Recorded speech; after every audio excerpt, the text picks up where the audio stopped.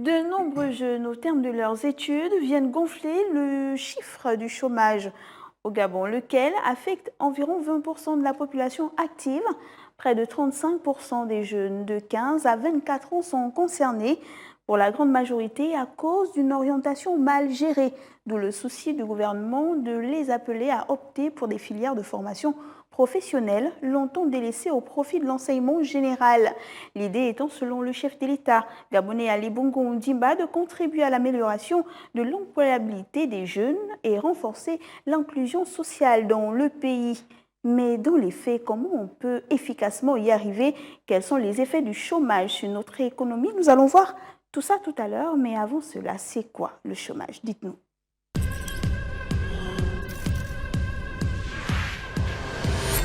Le chômage, c'est, comment dire, laissez-moi réfléchir pour que je vous donne la bonne expression. Le chômage, ça veut dire le chômage des gens qui ne travaillent pas. Les autres qui sont fait l'école, ils ne trouvent pas d'emploi. Ils sont là assis. C'est ça le chômage. Le chômage, ça veut dire qu'il n'y a pas de travail. Il n'y a pas de travail. C'est tout ce que j'ai à dire. Être au chômage, c'est être qualifié et dépourvu d'emploi, être à la recherche d'un emploi, avoir la qualification, mais être sans emploi. C'est ça le chômage. Écoutez, le chômage, à mon sens, c'est la recherche active de l'emploi. Parce qu'un chômeur, c'est vraiment quelqu'un qui recherche activement un emploi, pas juste quelqu'un qui est tranquillement assis à la maison et qui espère avoir de l'emploi. Non, non, non, c'est vraiment quelqu'un qui est constamment dans une recherche active de l'emploi. Voilà. Le chômage, je peux le définir comme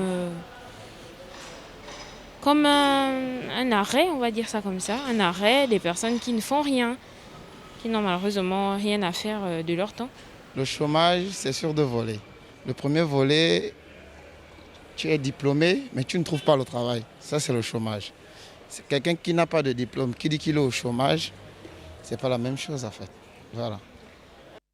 Le chômage, un terme bien complexe, allons-y découvrir, c'est le mot qui fait l'écho. L'Organisation internationale du travail, une agence dépendante de l'Organisation des Nations Unies, explique qu'un chômeur est une personne qui appartient à la population active, mais qui n'a pas d'emploi et qui en cherche un activement. Les frontières entre emploi, chômage et inactivité ne sont pas toujours faciles à établir. En 1982, le Bureau international du travail a défini le chômeur comme une personne en âge de travailler, soit âgée de 15 ans ou plus, et qui remplit 3 critères. 1.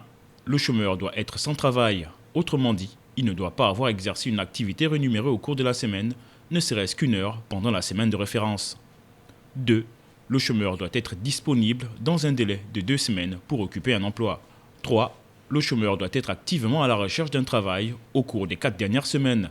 Il doit ainsi mettre en œuvre des démarches spécifiques comme se déclarer chômeur ou s'inscrire dans une agence d'intérim. Il n'existe pas de définition unique du chômage. Elle dépend donc des institutions et de la rigidité des critères qu'on applique. Il est cependant utile de conserver la même convention pour faciliter les comparaisons à travers le temps et l'espace. Enfin, la controverse sur la définition revêt un enjeu considérable dans le sens où elle définit la mesure du taux de chômage dans les différentes sociétés.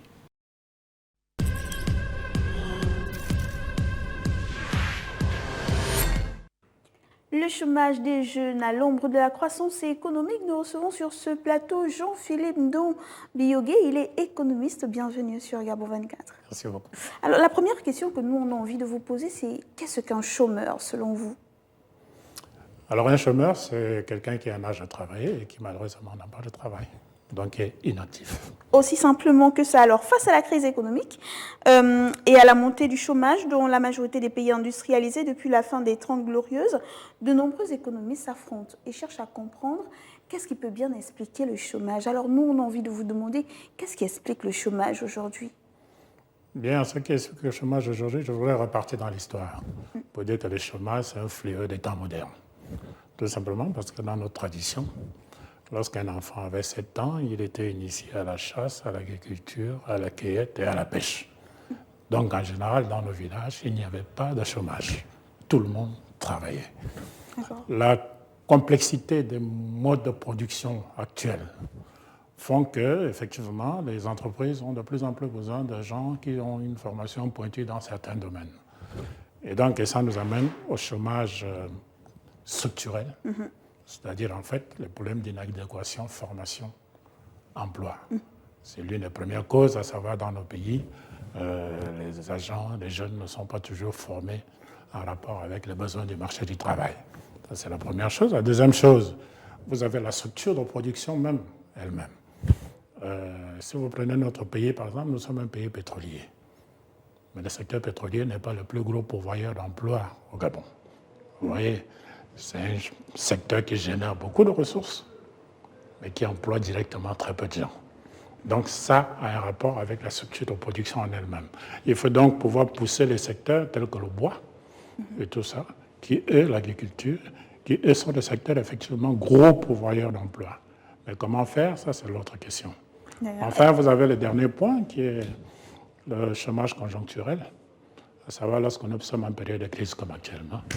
Évidemment, les entreprises ferment, les entreprises licencient, les entreprises mettre au chômage technique, mais ça, c'est lié à la conjoncture économique du moment. Voilà. Très bien. Quel lien y a-t-il entre éducation, formation et accès à l'emploi? Le lien, c'est ça que je venais d'établir tout à l'heure, à savoir que pour accéder à des emplois dans l'industrie moderne, il faut avoir un minimum de formation. On va vous dire, par exemple, je vais prendre un exemple bête, c'est vraiment le truc le plus bête qu'on puisse dire. Une entreprise de bâtiment et de travaux publics a besoin de conducteurs de grues. Vous savez, les grues pour construire des immeubles.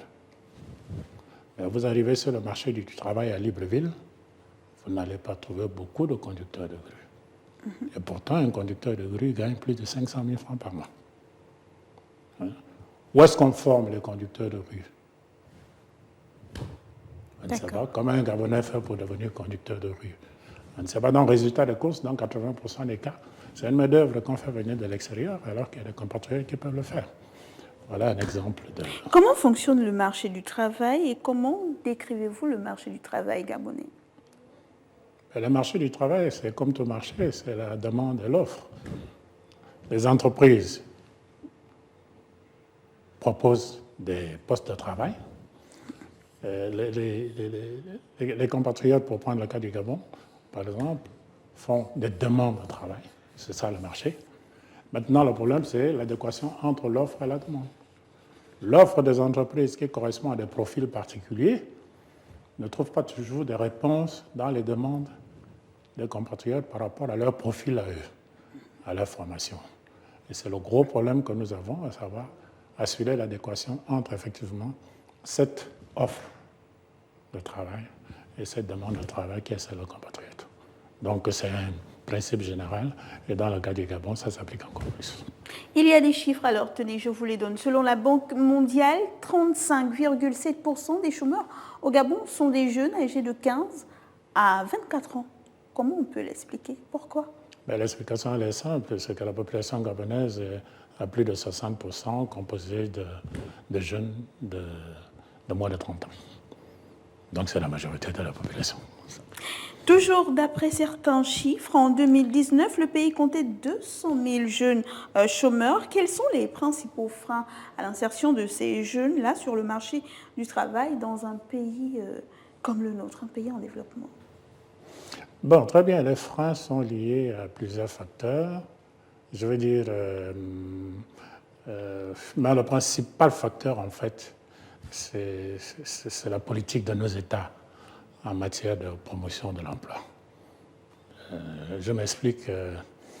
Si vous prenez les deux grands secteurs d'activité que nous avons le secteur public et nous avons le secteur privé. Nous avons donc tous nos jeunes qui sont là, qui sont à la recherche du travail. Prenez le secteur public. Aujourd'hui, on nous dit, par exemple, bon, le secteur public est saturé, on ne peut plus recruter. Mais le problème qu'il y a, c'est que si vous demandez aux usagers de l'administration, de nos administrations, l'indice de satisfaction des usagers de l'administration est-il au niveau le plus élevé? Je dirais non, parce qu'il y a beaucoup d'usagers de l'administration qui se plaignent et qui se plaignent du service lent ou du mauvais service de l'administration. Ça veut dire quoi? Ça veut dire qu'il faut ausculter l'administration, au lieu de traiter ça comme ça de manière globale, pour regarder secteur par secteur, dans quel domaine, effectivement, est-ce qu'on a besoin d'agents. Et là, effectivement, je voudrais citer quelques exemples. Prenez le secteur de l'éducation. Nous avons eu la chance d'être président d'une commission infrastructure, budget et tout ça, des États généraux de l'éducation. Il a été décidé, lorsqu'on a fait ces États généraux de l'éducation, de supprimer le concours d'entrée en 6e. Mais nous, les financiers, la question qu'on avait posée, c'était de dire que le concours d'entrée en 6e, c'était une espèce de frein qui empêchait que tout le monde ne se retrouve en 6e. Mais quand on le supprime, ce concours d'entrée, ça signifie une forte poussée des enfants qui viennent du primaire vers le secondaire. Est-ce que les structures d'accueil du secondaire étaient prêtes à accueillir tous ces enfants qui devaient venir du primaire? Est-ce que nous avions tous les enseignants nécessaires pour faire face effectivement à cette poussée, pour faire en sorte que ces enfants qui arrivent en 6e soient accueillis dans les nombres qui sont les meilleurs? Disons non, nous avions évalué tout ça. Et nous avions présenté ça à l'Éducation nationale pour leur dire que voilà les besoins en termes de salle de classe et voilà les besoins en termes d'enseignants. Complémentaires, pas ceux qui sont là, pour recevoir tous ces jeunes. Malheureusement, ce problème n'a pas pu trouver solution par rapport aux besoins qui ont été exprimés. Et on le voit bien aujourd'hui, on continue toujours avec des salles de classe de 60, 70 élèves, etc. L'insuffisance d'enseignants, enfin, tout ce qu'on voit à la télé au quotidien, tous les jours. C'est pour dire que dans le secteur public, il y a encore des poches de recrutement dans la fonction publique. Je voudrais prendre un deuxième exemple. Ce sera peut-être le dernier par rapport au secteur public avant de venir au privé. Je prends l'entretien routier. Si vous prenez l'entretien routier, aujourd'hui, tout le monde sait que dans notre pays, l'entretien routier est au point mort actuellement. Nous avons un stock d'agents qui est là. On va dire qu'ils ne font rien. Mais ils ne font rien, pas parce qu'ils ne veulent rien faire, mais parce que tout simplement, ils n'ont pas toujours les équipements, le matériel nécessaire pour faire le job. Pour faire leur travail. Et quand vous allez regarder à l'intérieur de ce stock d'agents, vous avez, par exemple, les conducteurs d'engins et tout ça, les mécaniciens, les 80% sont déjà à la retraite. Ça veut dire quoi? Ça veut dire que si nous décidons de redynamiser l'entretien routier, on peut rééquiper les subdivisions de travaux publics. Si on les rééquipe, ça veut dire qu'on aura besoin de nouveaux conducteurs d'engins, on aura besoin de nouveaux mécaniciens, on aura besoin donc d'un certain nombre d'agents qu'on pourra former donc et la recruter. création d'emplois. Création d'emplois, vous voyez. Et qu'à côté, effectivement, plutôt que de faire comme on a l'habitude de faire, il faut établir des contrats de performance avec les subdivisions des travaux publics dans chaque province. On vous dit, voilà le nombre de kilomètres de route que vous devez entretenir chaque année. Nous ne voulons plus de trous ni de tessera. Vous avez besoin de quoi? Nous avons besoin de 10 engins, et tout ça, et tout ça, et tout ça. On prend tout ça et le fonctionnement, on met à votre disposition, on recrute les agents qu'il faut pour les mettre à votre disposition et ensuite, on commence le travail. Vous atteignez des objectifs, vous avez des primes, vous avez des avancements, vous avez tout ce que vous voulez. Et vous n'atteignez pas les objectifs aussi, et ainsi on lutte efficacement contre. Et là, c'est dans le secteur public. Vous parliez également tout à l'heure du secteur privé. Voilà. Donc là, c'était le secteur public, mais en ce qui concerne le secteur privé, et là, je voudrais m'adresser aux compatriotes pour leur dire que si vous voulez devenir riche, ne soyez pas salarié. Parce qu'aucune entreprise ne calcule les salaires de ses agents pour les rendre riches. Il s'agit de maintenir votre force de travail. C'est tout, pour que vous puissiez donner le meilleur de vous-même. Ceux qui sont riches dans les entreprises, ce sont les patrons. Ce n'est pas les salariés. Et quand je parle d'entreprise, je parle aussi de l'administration. On ne devient pas riche dans l'administration en devenant chef de service, etc. Non. Qu'est-ce qu'on doit faire alors? Ce qu'on doit faire, c'est de se retourner vers le secteur privé. Il faut créer des entreprises. Se tourner vers le secteur privé. Et là, la politique de l'État est vraiment le pivot de tout ça. Je voudrais prendre 4 secteurs à titre d'illustration. Le chef de l'État a dit au cours de son dernier discours qu'on allait créer 50 000 emplois dans le secteur bois. Dans le secteur bois pour aider les jeunes. Voilà. Si nous prenons simplement le secteur bois, il y en a qui ont dit que ce n'est pas possible, mais oui, c'est possible. Prenez le secteur bois. Dans le secteur bois, nous importons plus de 50% de mobilier, de bureaux, de maisons, de logements et de tout ce que vous voulez. Mais si l'État décide aujourd'hui d'arrêter l'importation de mobilier, par exemple, Et de dire à partir de maintenant, tout le mobilier qu'on va vendre, qui concernera les maisons, les établissements scolaires, les bureaux administratifs, et tout ça doit être fait en bois du Gabon. C'est une décision que le gouvernement peut prendre. Mais si le gouvernement prend une telle décision, et invite donc tous les compatriotes là, à leur dire, écoutez, voilà un marché, dans 2 ans, on arrête l'importation. Préparez-vous à récupérer ce marché. D'accord? Bon, à ce moment, on met en place tout le dispositif qu'il faut.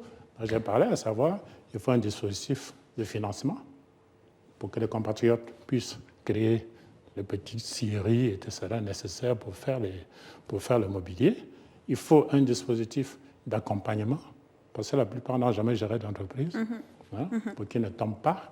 Il faut un dispositif, comment on veut dire ça? Alors j'ai parlé de financement, j'ai parlé d'accompagnement. Voilà, par exemple, en ce qui concerne les scieries, les petites unités, voilà ce qu'il faut faire. D'accord? Donc, ça veut dire que tous les compatriotes pourront se lever, s'organiser, se mettre ensemble, et puis créer de petites unités pour fabriquer le mobilier du Gabon. Mais il faut également, à côté, mettre une réglementation, à savoir, il y a les gros aussi qui seront concernés. Les grosses entreprises, mais il faut que ces grosses entreprises travaillent avec les petites entreprises. Ça, c'est par exemple pour le secteur bois.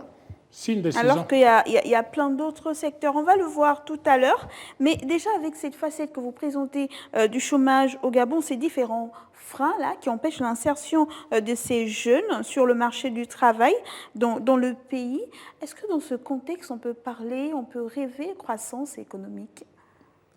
Oui, bien sûr, on peut rêver croissance économique. Vous savez, il y a la croissance qui est la croissance réelle et puis la croissance nominale. La croissance nominale, bon, c'est simplement l'augmentation de la production nationale. Chaque fois que le secteur pétrolier, par exemple, tire, parce que le coût du pétrole se sont améliorés, etc., nous avons une croissance nominale qui...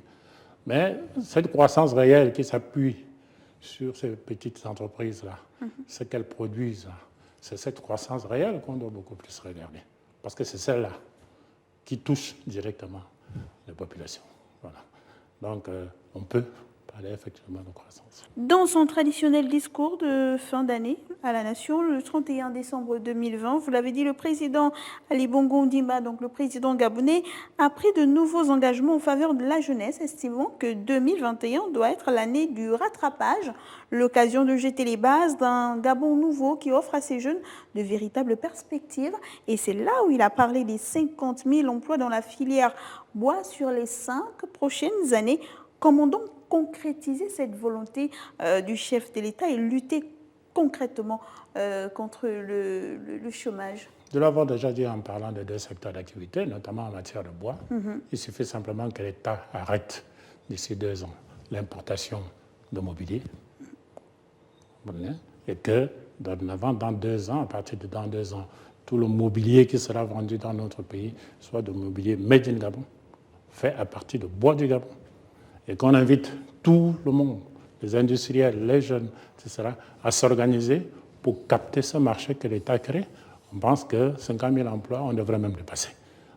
Si vous prenez les autres secteurs, j'ai parlé de l'agriculture et de l'élevage, c'est bien ce que fait le gouvernement en créant un guichet au niveau de l'ANPI pour l'accès aux parcelles agricoles. Mais la question, c'est qu'une fois que le gars a la parcelle là, qu'est-ce qu'il fait? Il faut pouvoir le financer. Donc, il faut mettre en place un dispositif pour le financer. Et quand il a besoin d'équipement et d'encadrement, il s'adresse à qui? Là aussi, il faut donc que le ministère de l'Agriculture mette en place des structures qui sont là pour que les jeunes puissent s'adresser à eux lorsqu'ils en ont besoin. Bon, ces jeunes qui a la parcelle et qui veut acheter des équipements, comment il fait? On peut appliquer ce que les Rwandais ont fait en matière d'élevage, par exemple. Qu'est-ce qu'ils ont fait? Ce qu'ils ont fait simplement, c'est que les jeunes qui veulent acheter du matériel, tu vas acheter un tracteur, tu l'achètes hors taxe en douane. Simplement. Ça te divise le prix au moins par 2. Ouais. C'est tous ces encouragements-là. Ce qui est valable pour le bois, comme j'ai dit tout à l'heure, est valable pour l'élevage, etc. Mais j'allais même parler d'un secteur qui est, à mon avis, important aujourd'hui, c'est le secteur bio. Depuis le coronavirus, Les Gabonais se sont lancés avec la suppression des importations de produits made in Nigeria, etc. Se sont lancés dans la fabrication de produits de beauté bio. Et apparemment, les utilisateurs se rendent compte que ces produits sont meilleurs que les produits qui venaient des autres pays, des pays voisins, etc. Mais c'est un foisonnement de marché qui est là.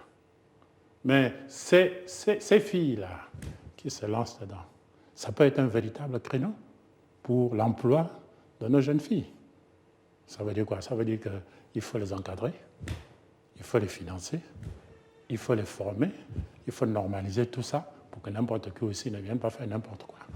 Etc. Donc, c'est tout cela que l'État doit mettre en place pour faire en sorte qu'effectivement, tous ces créneaux qui sont identifiés comme étant des créneaux porteurs d'emploi, que les jeunes compatriotes qui veulent se lancer dedans, ils puissent y aller. Voilà. Mais avec la Covid-19, oui, on a vu le secteur bio, mais on a également vu le numérique qui a explosé. Comment on fait pour encadrer ce nouveau secteur-là qui a été bien heureusement valorisé ou mis en avant avec la crise sanitaire que nous traversons? Justement, ce sont ces opportunités que nous devons mettre en valeur. Il faut maintenant que l'État prenne les dispositions qu'il faut pour que tout cela soit bien encadré, que les gars soient formés et puis que les gars aient les financements nécessaires pour y aller. Voilà. Peut-on concilier création d'emplois et normes sociales de qualité? Quels sont les leviers pour réussir? Bon, les leviers pour réussir, normes de qualité, oui, c'est de ça qu'on venait de parler. Il faut savoir qu'il ne faut pas que n'importe qui se mette à faire n'importe quoi aussi. Vous savez, quand je parlais de produits bio tout à l'heure, bon, on peut vous faire un produit de beauté qui vous brûle complètement la peau, etc. Les gars ne sont pas formés et tout ça. Donc, je crois qu'il faut introduire des questions de normes, il faut former les gens, il faut... Voilà. Donc, c'est tout cela. De l'industrialisation pour créer les emplois, pour lutter contre l'économie informelle, vous en avez parlé tout à l'heure. Pensez-vous que ces deux facteurs pourront suffire pour mettre sur pied la crise, pour mettre fin à la crise du chômage? Non, bon, ça ne suffira pas parce qu'il n'y a pas un taux de chômage zéro nulle part aujourd'hui, dans le monde entier. Mais ça devrait permettre au moins de résorber considérablement ce chômage-là. Nous disons, il faut y aller, l'industrialisation, c'est bien. Promouvoir nos petites et moyennes entreprises également, c'est bien. Quand je dis promouvoir les petites et moyennes entreprises, ce ne sont pas les petits métiers. Parce que moi, j'ai toujours pensé que les petits métiers n'ont jamais développé un pays quelconque. Voilà. Il faut que nos compatriotes prennent à bras le corps, en fait, notre propre économie. Ça signifie vraiment cibler un certain nombre de secteurs d'activité comme le gouvernement le fait, mettre en place tout l'encadrement nécessaire, tout ce qu'il faut pour que les compatriotes, effectivement, puissent foncer dans les secteurs qui sont identifiés. Voilà. Avant de nous séparer, la question de l'internaute, c'est celle de Cédric qui nous écrit depuis Libreville, c'est au Gabon. Il dit, avec la crise sanitaire que nous traversons, faut-il encore prendre ou faire de longues études pour travailler dans notre pays? C'est la question de l'internaute. Bon, je voudrais dire à l'internaute de rassurer pour dire que la crise sanitaire c'est pas une crise de 100 ans. C'est une crise de, on va dire quoi, quelques années, peut-être 2 ans. Alors, ça fait 1 an que nous sommes là-dedans. Peut-être 2 ans, on peut rajouter 2 ans, mais ce sera les diables qu'au bout de 2 ans, on ne sort pas de là-dedans. Donc, ça n'a rien à voir avec les études. Ce n'est pas la peine de dire qu'on va faire maintenant des études courtes parce qu'il y a une crise sanitaire. Non, la crise, elle est conjoncturelle. Mais les études, par contre, devraient vous permettre d'accéder à des emplois qui sont des emplois structurels. Voilà. Merci à vous, Jean-Philippe Ndombi-Yogué. Je rappelle que vous êtes économiste. Les gouvernements africains luttent contre le chômage à plusieurs niveaux. Toutefois, un certain nombre d'entre eux se sont efforcés de joindre les actes à la parole. L'effet de ces initiatives nationales sur le taux de chômage des jeunes reste à évaluer, mais il n'y a pas de solution miracle. Il faut renforcer les mécanismes de création d'emplois. La stratégie du Gabon est vivement attendue, surtout avec la crise sanitaire et économique que traverse la planète. Écho de l'écho, c'est tout pour aujourd'hui. Restez sur Gabon 24 et surtout n'oubliez pas que le temps de la réflexion est une économie de temps. Au revoir.